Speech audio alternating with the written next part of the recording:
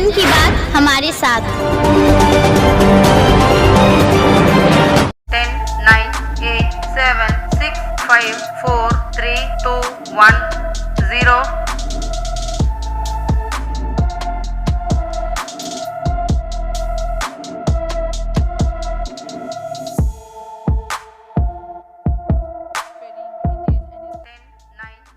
नमस्कार मित्र, आज बहुत ही पावन दिन है और बहुत ही गर्व करने का दिन है।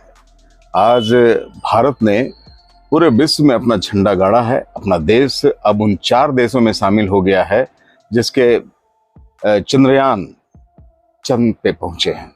चांद में तो पहले भी चंद्रयान हमारा पहुंचा है, लेकिन कुछ खामियों की वजह से, कुछ तकनीकी गड़बड़ियों की वजह से वो पूरी तरह से सफल नहीं हुआ। चाहे हम चंद्रयान 1 की बात करें, चाहे हम चंद्रयान 2 की बात करें।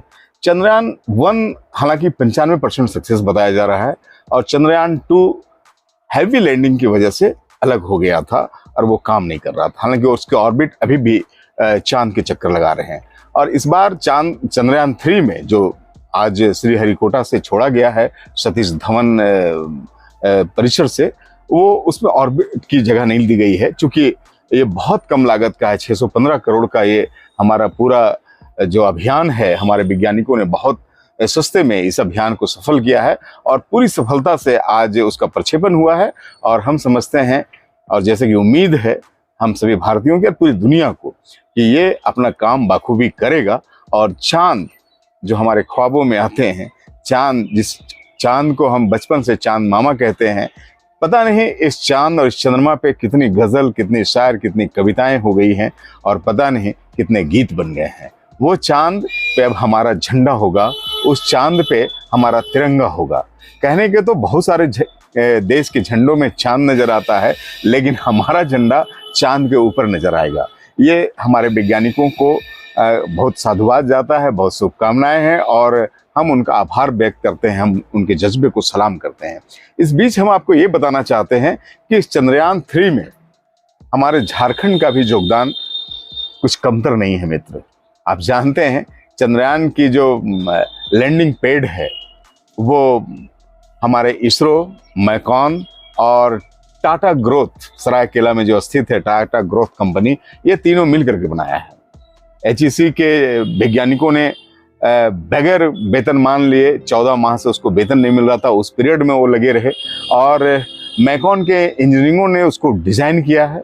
और ये पूरा जो लॉन्चिंग पैड है चंद्रयान 3 का, वो पूरा का पूरा झारखंड में बना है। तो ये हमारे प्रदेश के लिए भी बहुत गर्व की बात है कि हमने एक बड़ा कंट्रीब्यूशन अपने देश के लिए किया है। हमारा झारखंड ने एक बड़ा कंट्रीब्यूशन अपने देश के लिए किया है।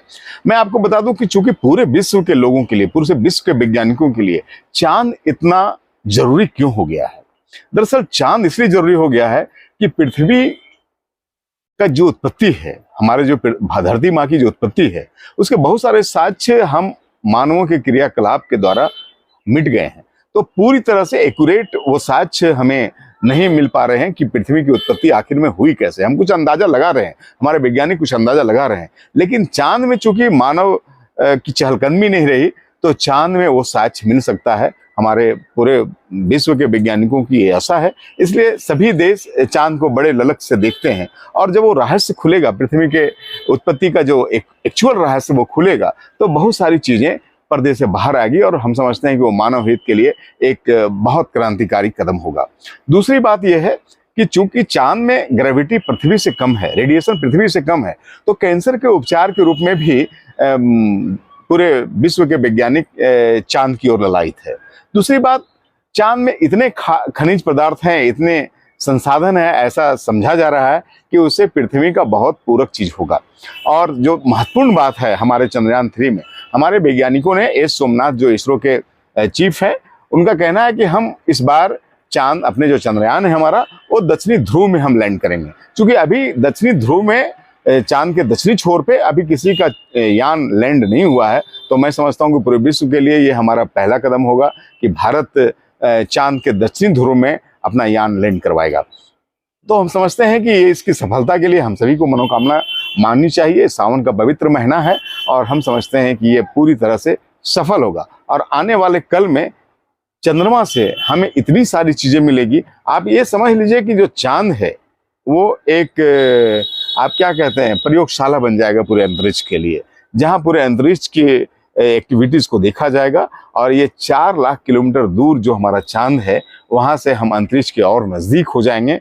और अंतरिक्ष की गतिविधियों का अध्ययन के लिए चांद के सतह पे मानव का रहना, मानव का वहां पे लैंड करना, मानव की वहां पे निवास बनाना बहुत जरूरी है। और आने वाले कल में जिस चांद को हम ख्वाबों में बात करते थे, जिस चांद को हम शायरों के गीतों में सुनते थे, उस चांद में हम वहाँ कॉलोनी बना के रहेंगे, ऐसी उम्मीद पूरे विश्व के वैज्ञानिकों को है।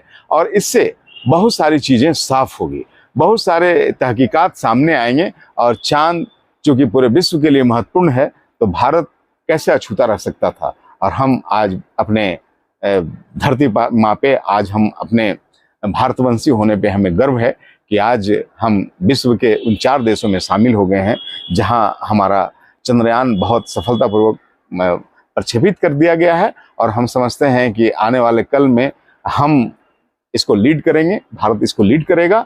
और जो चांद की जो शक्तियां हैं, चांद के जो रहस्य हैं, और उससे धरती के मानवों को क्या लाभ हो सकता है, उसकी अगुवाई भारत करेगा। तो आप सभी मिलकर के ये शुभकामनाएं दीजिए हमारे वैज्ञानिकों को, और आप ये मन्नत मांगिए, आप ये दुआ कीजिए, आप ये अपने जिसको भी आप आइकॉन मानते हैं, चाहे आप भगवान को मानते हो, अल्लाह को मानते हो, वाहिगुरु को मानते हो, या आप जीसस को मानते हैं, सभी मनोकामना करें कि ये अभियान हमारे वैज्ञानिकों का पूरी तरह से सफल हो। और चांद जिस ख्वाब, जिस सोच के लिए हमारे वैज्ञानिकों ने इसको प्रक्षेपित किया है, वो पूरी तरह से 100% सफल होकर के पूरे विश्व में भारत का झंडा बुलंद हो। बहुत बहुत धन्यवाद। वंदे मातरम। 10, 9, 8, 7, 6, 5, 4, 3, 2, 1, 0